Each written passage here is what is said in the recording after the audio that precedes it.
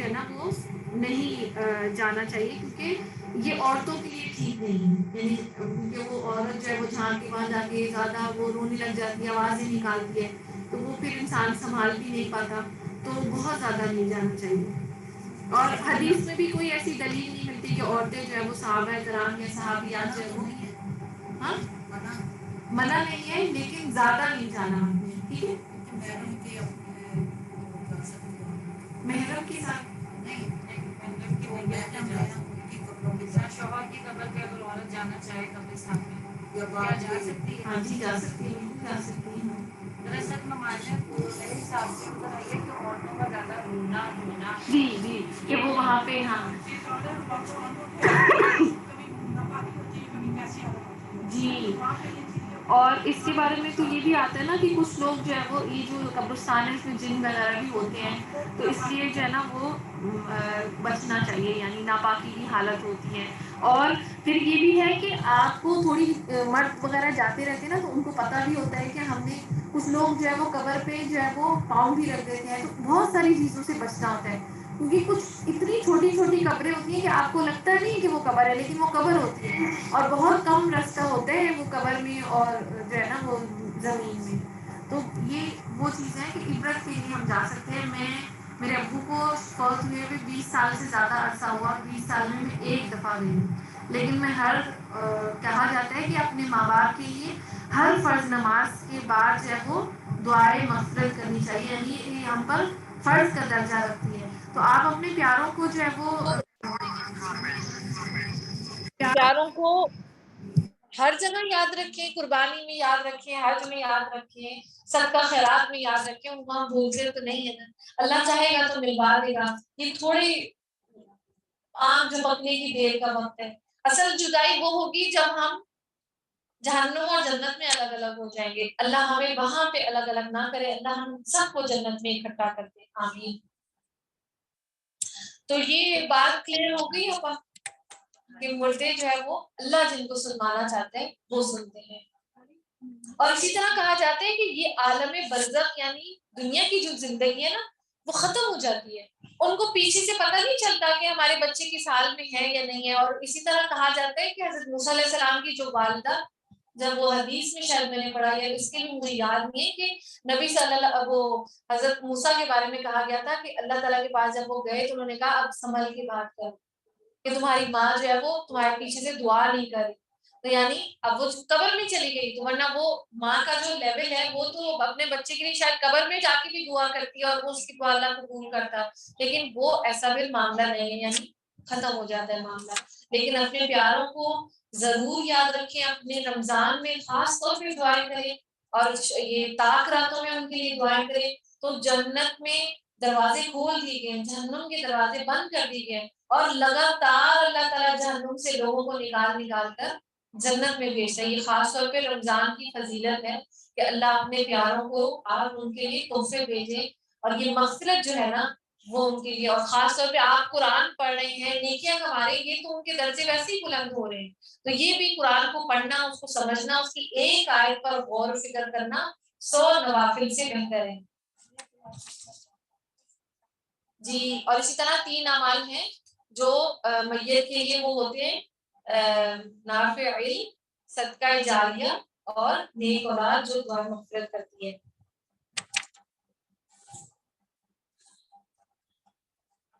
اور آپ تو صرف انہیں سنا سکتے ہیں جو ہماری آیتوں پر ایمان لائیں، پھر وہ فرما بردار ہو جاتے ہیں، اور جب ان کے اوپر عذاب کا وعدہ ثابت ہو جائے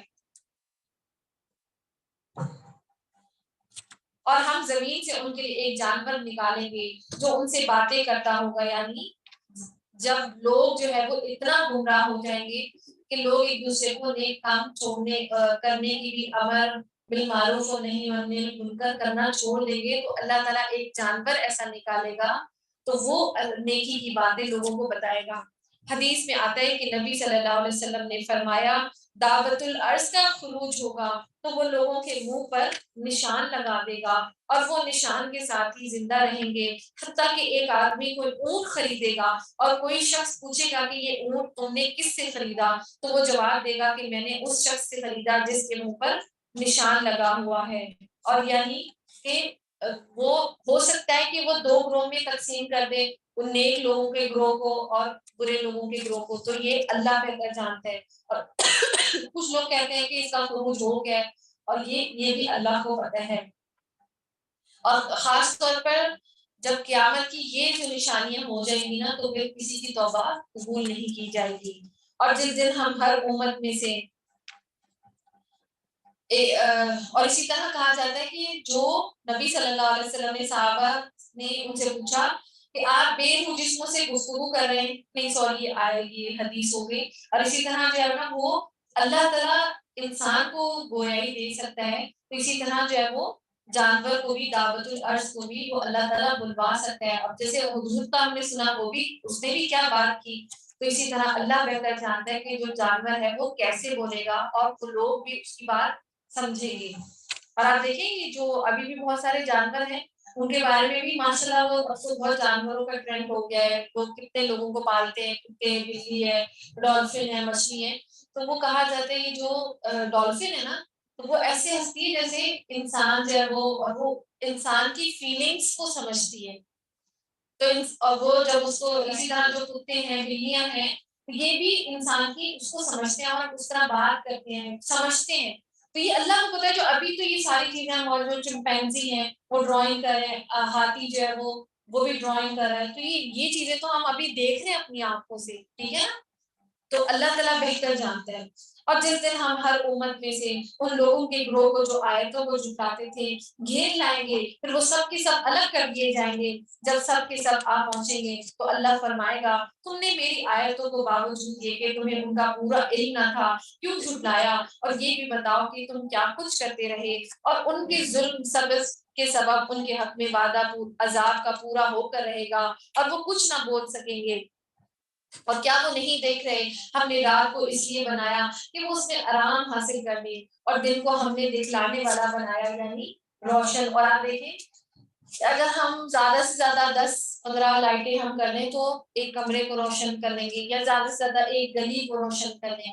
لیکن اللہ کی شان ایسی ہے کہ ایک سورج ہے اور پوری دنیا کو اس نے روشن کیا ہے. اور آپ کو پتہ ہے یہ سورج کی جو روشنی ہے وہ سمندر کی تہوں تک جاتی ہے، جہاں پہ اس میں وہ درخت اگتے ہیں، وہ جو ہائیڈرولا پلانٹ ہے نا وہ بھی اس پہ اگتے ہیں.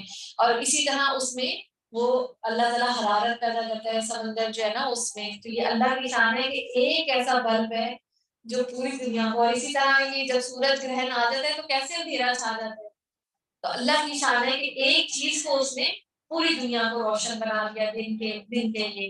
یقیناً ان میں لوگوں کے لیے نشانیاں ہیں جو ایمان اور یقین رکھتے ہوں.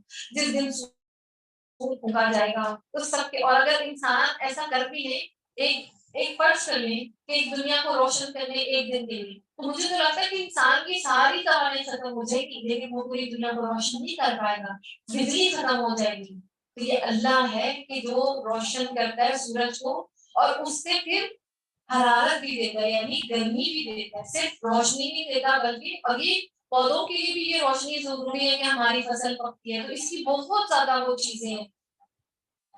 اور جس دن سور پھونکا جائے گا تو سب کے سب آسمان والے اور زمین والے گھبرا اٹھیں گے، مگر اللہ جسے چاہے. اور سارے کے سارے عاجز اور پست ہو کر اس کے سامنے حاضر ہوں گے. اور آپ پہاڑوں کو اپنی جگہ جمے ہوئے خیال کریں گے، لیکن وہ بھی بادلوں کی طرح اڑتے پھریں گے.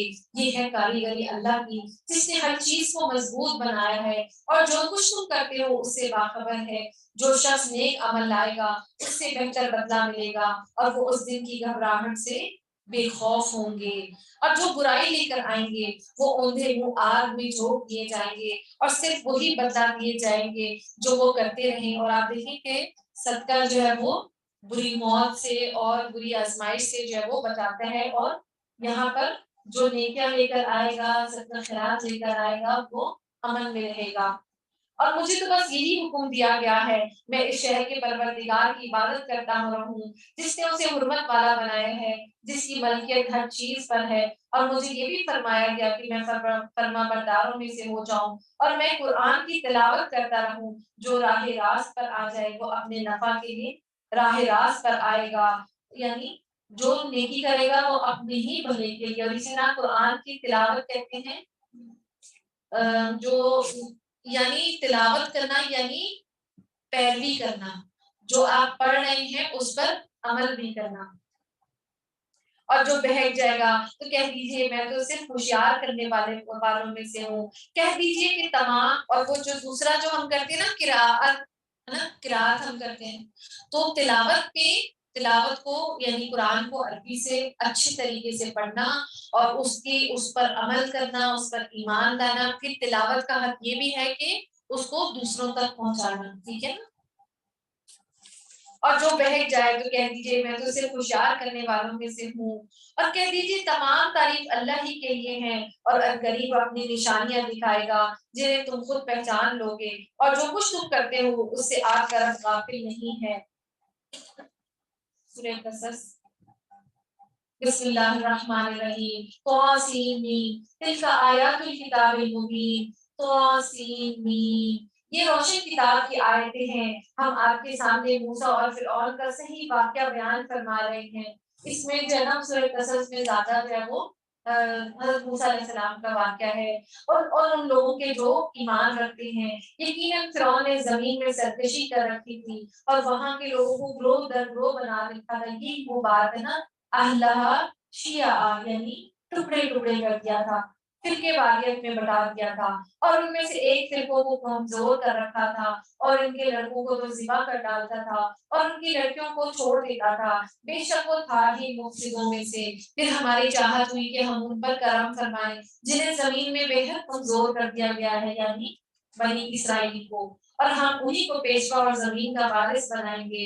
اور یہ بھی کہ ہم انہیں زمین میں قدرت اور اختیار دیں گے. اور پھر اور حامان اور ان کے لشکروں کو وہ دکھائیں گے جس سے وہ ڈر رہے ہیں. یعنی جو فرعون ہے اس کا جو وزیر ہے وہ حامان ہے. اور ہم نے موسیٰ علیہ السلام کی ماں کو وحی کی کہ اسے دودھ پلاتی رہے، اور جب تجھے اس کی نسبت کوئی خوف معلوم ہو تو اسے دریا میں بہا دے، اور نہ کوئی ڈر کر اور نہ کوئی خوف کر.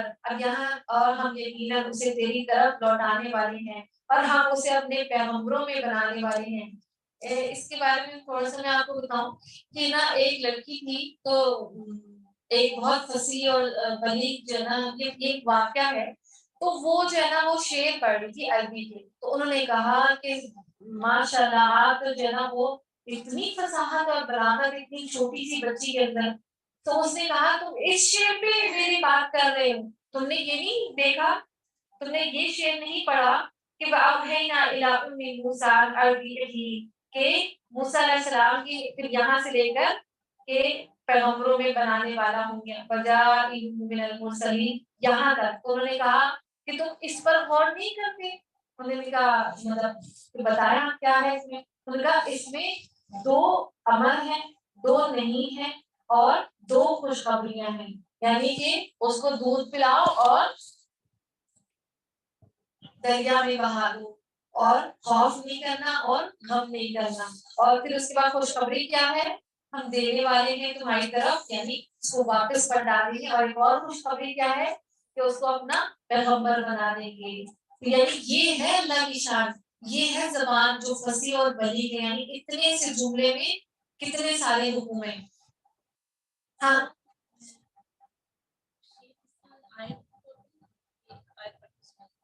وہ اس نے عربی میں کوئی شعر بولا تھا نا، وہ جو لڑکی تھی چھوٹی سی تھی، تو انہوں نے سوچا کہ یہ اتنی چھوٹی سی اور اتنی نہیں شعر کہتے ہیں مبالغہ آرائی، اور جیسے دنیا اور آسمان کی، جیسے تم چاند جیسی اور تم یہ، ان کو الفاظوں کی ہیر پھیر کے بعد جو ہے نا وہ بات کہہ دینا. ٹھیک ہے.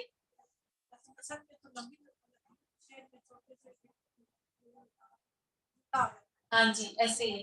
تو یہ جو ہے وہ یعنی آپ یوں سمجھ لیں کہ جو قرآن ہے نا عرب میں شاعری عروج پر تھی. ٹھیک ہے.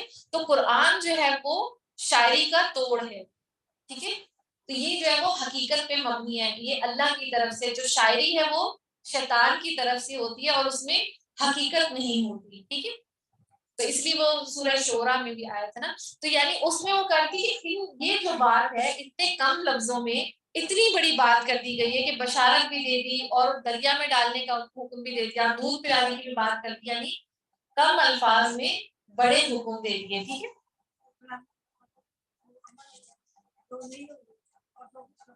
جی امر یعنی حکم ہو گیا، نہیں یعنی منع کرنے کا ہو گیا، ٹھیک ہے. ہم یقیناً اسے تیری طرف لوٹانے والے ہیں اور اسے اپنے پیغمبروں میں بنانے والے ہیں. اور اسی طرح عرب کے جو لوگ تھے نا، یہ جب قرآن بھی اترا تھا تو اس کے مقابلے میں بھی بڑی وہ شعر و شاعری لے کر آئے تھے، لیکن کوئی بھی آج تک اس پر وہ نہیں اترا جو اس کا مقابلہ کر سکے قرآن کا.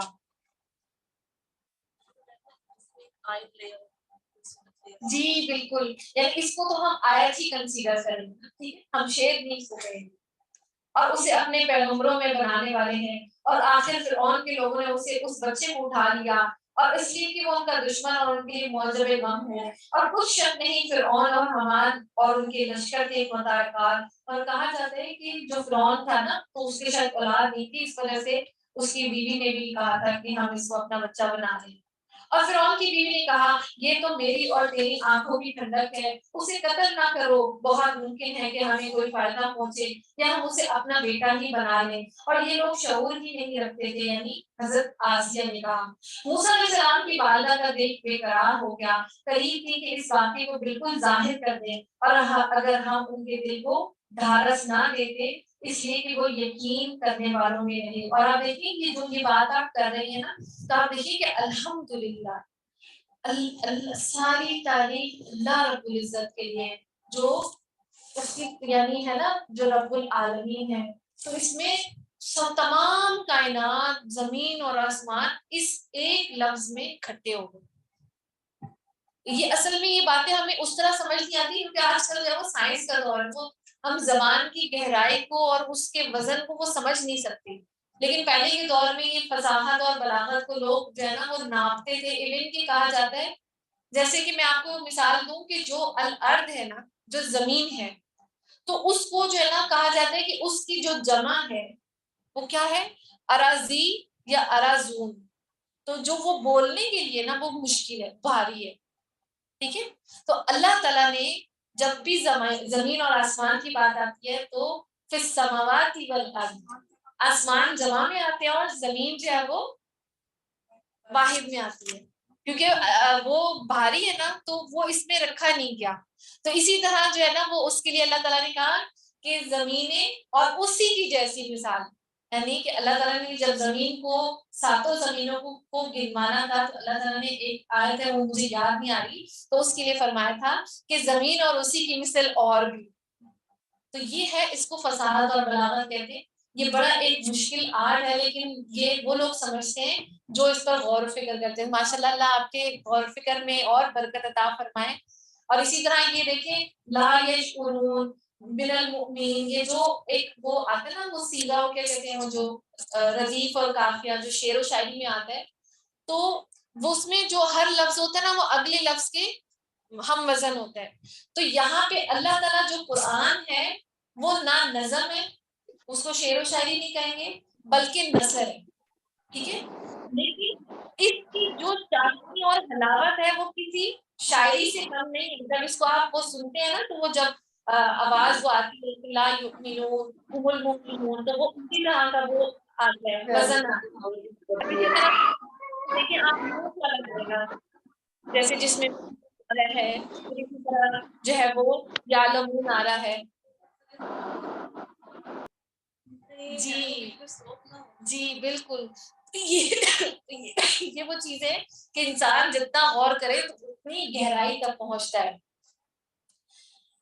تو موسیٰ علیہ السلام کی جو والدہ تھی ان کا دل بے قرار ہو گیا، اور انہوں نے اپنے اللہ تعالیٰ نے ان کے دل کو ڈھارس کر دیا اس لیے کہ وہ یقین کرنے والوں میں سے ہو جائیں. اور اس موسیٰ کی والدہ نے اس کی بہن سے کہا کہ تو اس کے پیچھے پیچھے جا، اور وہ اسے دور ہی دور سے دیکھتی رہی. اور آپ دیکھیں کہ اس نے ایسی وہ کی چلاکی کہ وہ جو کہ فرعونی قوم تھی وہ نہ اس بچی کو دیکھ لیں، ورنہ وہ دیکھ لیتے کہ یہ تو اس کے پیچھے پیچھے کرتی آ رہی ہے، اور ان کو تو پتا تھا کہ یہ بچی جو ہے بنی اسرائیل میں سے ہے. تو آپ دیکھیں کہ یہ بھی ایک کہ اس نے بھی اپنے آپ کو چھپایا ہوا تھا، دور سے دیکھ لی تھی وہ. اور اسی طرح کہا جاتا ہے کہ اونٹ کو باندھو اور پھر اللہ پر توکل کرو. تو انہوں نے بھی کیا کیا، اللہ نے دل کو تو مضبوط کر دیا لیکن اپنا سبب بھی اختیار کیا کہ بچی کو بھی ساتھ بھیج دیا، ورنہ اللہ تعالیٰ نے تو ان کو مطمئن کر ہی دیا تھا. اور فرعونیوں کو اس کا علم بھی نہیں ہوا، اور ان کے پہنچنے سے پہلے ہم نے موسیٰ پر دائیوں کا دودھ حرام کر دیا۔ یہ کہنے لگے کہ کیا میں تمہیں ایسا گھرانہ بتاؤں؟ اب وہ بچی پہلے تو چھپی ہوئی تھی، جب ضرورت پیش آئی تو فوراً آگے آ گئی، اور اس نے کہا کہ میں ایسا گھرانہ بتاؤں جو اس بچے کی تمہارے لیے پرورش کرے، اور وہ بھی اس بچے کی خیر خواہ، بس ہم نے اسے اس کی ماں کی طرف واپس پہنچا دیا تاکہ اس کی آنکھیں ٹھنڈی رہیں اور آزردہ نہ ہوں، اور جان لے کہ اللہ کا وعدہ سچا ہے۔ لیکن اکثر لوگ نہیں جانتے، اور جب موسیٰ علیہ السلام اپنی جوانی کو پہنچ گئے اور پورے توانا ہو گئے، اور ہم نے انہیں علم اور حکمت عطا فرمایا، اور آپ دیکھیں کہ جو ہے نا وہ موسیٰ علیہ السلام اتنے کہا جاتا ہے کہ وہ اتنی قوت والے تھے کہ ان کے ایک مکے سے ایک آدمی جو ہے وہ فوت ہو گیا تھا، یعنی بہت قوت والے تھے۔ اور اسی طرح یہ چیز بھی علم اور حکمت اور ساتھ میں توانائی کی، قوت کی، جیسے وہ ہے نا طالوت کا کہ وہ قوت والا تھا، تو ہم نے اپنے بچوں کے اپنے آپ کی عبادت کے لیے ہمیں قوت کی بہت زیادہ ضرورت ہوتی ہے، تو اس کے لیے بھی ہمیں محنت کرنی ہے، اور نیکی کرنے والوں کو ہم اسی طرح بدلہ دیا کرتے ہیں۔ اور موسیٰ علیہ السلام نے ایک ایسے وقت شہر میں آئے جبکہ شہر کے لوگ غفلت میں تھے، یہاں دو شخصوں کو لڑتے ہوئے پایا، ایک تو اس کے رفیقوں میں سے تھا، یعنی دو شخص تھے، ایک فرعون کی قوم کا تھا اور ایک بنی اسرائیل کی۔ فرعون کی قوم کا آپ سمجھ لیں اس کا قبطی آپ کہہ رہے، ٹھیک ہے، دونوں لڑے تھے۔ تو جو بنی اسرائیل کی قوم کا تھا نا، کیونکہ حضرت موسیٰ علیہ السلام کو بنی اسرائیل سے تھوڑی سی انسیت، اور کیونکہ وہ انہی میں رہے اور انہی میں پلے بڑے اور وہ بنی اسرائیل میں سے ہی تھے، تو فرعون کے محل میں رہتے ہوئے بھی ان کو اپنی قوم سے ہی محبت تھی۔ تو جب بنی اسرائیل کے وہ آدمی نے انہیں کہا نا کہ مجھے یہ لڑ رہا ہے جھگڑ ہے تو مجھے بچاؤ، تو انہوں نے قبطی کو پکڑنے کے لیے وہ مکہ مارا تو وہ فوت ہو گیا، ٹھیک ہے۔ اور اس کی قوم والے نے اس کے خلاف جو اس کے دشمنوں میں سے تھا اس سے فریاد کی، جس پر موسیٰ علیہ السلام نے اس کو مکہ مارا جس سے وہ مر گیا۔ موسیٰ کہنے لگے یہ تو شیطانی کام ہے، یقیناً شیطان دشمن اور کھلے طور پر بہکانے والا ہے۔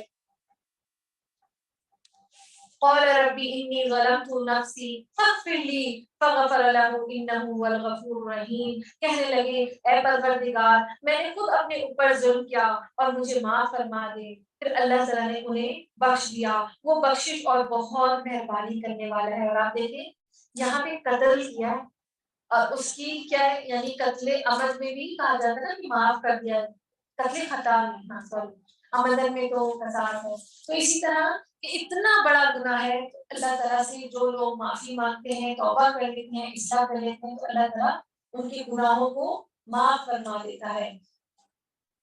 اور کہنے لگا اے میرے رب جیسے تو نے مجھ پر ہی کرم فرمایا، میں بھی اب ہرگز کسی گناہگار کا مددگار نہ بنوں گا۔ صبح ہی ڈرتے ڈرتے اندیشے کی حالت میں خبریں لینے کو شہر میں گئے کہ اچانک وہی شخص جس نے کل ان سے مدد طلب کی تھی ان سے فریاد کرنے لگا، یعنی اب جو بنی اسرائیل جو پہلے لڑ رہا تھا اس نے موسیٰ علیہ السلام کو بلایا تو فرعون ہی مارا گیا، تو اب وہی بندہ بنی اسرائیل کی قوم کا وہ کسی اور سے لڑ رہا تھا، ٹھیک ہے۔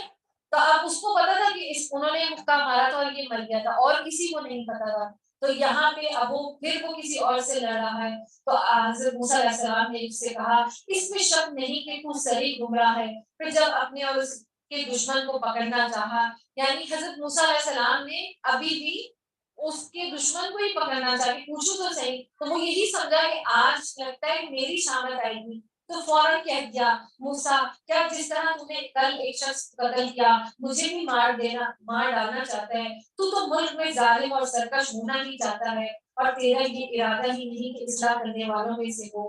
اور یعنی کہ وہاں قتل کی تو خبر ہو گئی ہوگی، لوگوں کو پتا چل گیا، لیکن یہ نہیں پتا تھا کہ کس نے مارا۔ اب یہاں پہ وہ جو فرعونی یعنی دو شخص لڑے تھے نا، ایک اسرائیلی اور ایک فرعونی، تو اب وہ جو فرعونی تھا اس نے کیا کیا، فوراً خبر پھیلا دی کہ کل جو ایک قتل ہوا ہے تو وہ حضرت موسیٰ علیہ السلام جو ہے نا وہ اس کے قاتل ہیں، تو پھر فرعون نے کیا کیا، فوراً قتل کا پیغام دے دیا کہ اس کو موسیٰ علیہ السلام کو مار ڈالو۔ تو شہر کے پرلے کنارے سے ایک شخص دوڑتا ہوا آیا اور کہنے لگا یہاں کے سردار، اور اسی طرح کہا جاتا ہے کہ جب بھی آپ کے پاس کوئی آئے اپنا فیصلہ لے کے تو ہمیشہ دونوں آدمیوں کی بات سنو، ظالم کی بھی اور مظلوم کی بھی، کبھی بھی ایک بندے کی بات کو جو ہے نا وہ نہیں کرنی چاہیے، ٹھیک ہے۔ اور کہنے لگا موسیٰ یہاں کے سردار تیرے قتل کا مشورہ کر رہے ہیں، بس تو بہت جلد چلا جا، مجھے اپنا خیر خواہ مان لیا۔ یہ اللہ کو پتا ہے کہ یہ کوئی بندہ تھا، کوئی فرشتہ تھا کہ اللہ تعالیٰ نے اپنے نبی کو بچا لیا۔ اور بس موسیٰ وہاں سے خوفزدہ ہو کر دیکھتے بھاگتے نکل کھڑے ہوئے، کہنے لگے اے پروردگار مجھے ظالموں کے گروہ سے بچا لے۔ اور جب مدین کی طرف متوجہ ہوئے تو کہنے لگے مجھے امید ہے میرا رب مجھے سیدھی راہ لے چلے گا۔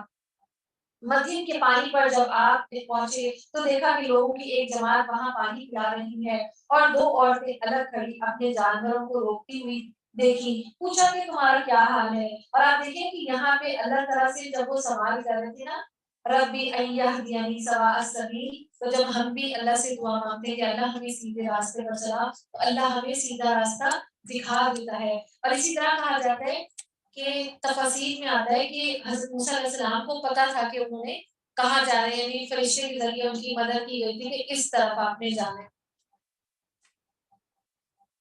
اور ان سے پوچھا کہ تمہارا کیا حال ہے؟ وہ بولی کہ جب تک یہ چرواہے واپس نہ لوٹ جائیں ہم پانی نہیں پلاتی، اور ہمارے والد بہت بڑی عمر کے ہوئے ہیں، بس آپ نے خود ان کے جانوروں کو پانی پلا دیا۔ پھر سائے کی طرف ہٹ آئے اور کہنے لگے فقال ربی انی لما انزلت الی من خیر فقیر، اے پروردگار تو جو کچھ بھلائی میری طرف اتارے میں اس کا محتاج ہوں۔ اور ہم بھی اب کہتے ہیں نا اللہ مجھے کسی کا محتاج نہ کرے، اللہ مجھے کسی کا محتاج نہ کرے، تو ہمیں یہ کہنا چاہیے کہ اللہ اپنے علاوہ کسی کا محتاج نہ رکھے، کیونکہ ہم محتاج ہیں اللہ کے، ٹھیک ہے نا، یعنی اللہ کے جو ہم محتاج ہیں۔ تو یہاں پہ بھی وہ کیا مانگ رہے ہیں؟ یا اللہ میں ہر اس بلائی کا جو ہے نا وہ منتظر ہوں اور محتاج ہوں جو تو میری طرف اتار دے یا نازل کر دے۔ اور اسی طرح حضرت موسیٰ علیہ السلام تو جہاں پہ تھے کھڑے وہیں سے بھاگنا شروع کر دیا تھا، نہ پیسہ نہ کپڑے نہ کھانا پینا کچھ بھی ان کے پاس نہیں تھا۔ تو اتنے میں اور خاص طور پہ یہ کھانے کے لیے بھی آتا ہے کہ کھانا پینا بھی ان کے پاس نہیں تھا۔ تو آپ دیکھیں کہ یہ دعا اتنی جامع دعا کہ اللہ نے نبوت عطا کی، اللہ نے شادی کے لیے وہ عورت بھی عطا کر دی نیک، ماشاءاللہ وہ حیا سے چلتی ہوئی آئی تھی، اور اللہ تعالیٰ نے ان کی زبان میں وہ جو لکنت تھی وہ بھی ختم کر دی، اللہ نے کلام بھی کر دیا، یعنی اتنی زبردست جو ہے۔ تو اس کو آپ لوگوں کو بھی یاد کرنا چاہیے کہ اللہ میں ہر اس چیز کی محتاج ہوں جو تم مجھ پر نازل کرے۔ اور اتنے میں ان دونوں عورتوں میں سے ایک ان کی طرف شرم و حیا سے چلتی ہوئی آئی۔ یہ وہی بات ہے، یہاں پہ فرعون کی بات ہو رہی ہے، قتل کی بات ہو رہی ہے، اور حضرت موسیٰ علیہ السلام کا واقعہ، اور بیچ میں اللہ تعالیٰ نے فرمایا الل استحیاء، حیا کے ساتھ۔ اللہ کو حیا اتنی پسند ہے کہ وہ کہانی چل رہی ہے، بیچ میں واقعہ پیش آ رہا ہے اور فوراً وہ بیچ میں آ گیا کہ وہ حیا کے ساتھ چلتی ہے۔ یہ اتنی اللہ تعالیٰ نے اس کو پسند کی ہے۔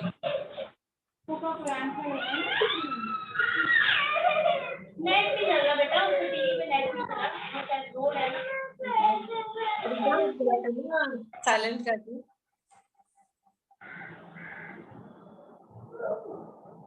اللہ آپ کے لیے آسانی فرما دے۔ ایک منٹ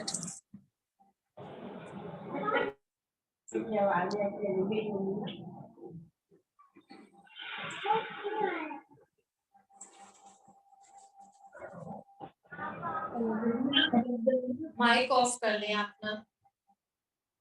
الحمدللہ کہنے لگی میرے باپ آپ کو بلا رہے ہیں۔ اور اسی طرح وہ جو عورت ہے نا، عورت پردے کی چیز ہے اور یعنی حیا کی چیز ہے، تو اس لیے اس کو چھپانے کا حکم دیا گیا ہے۔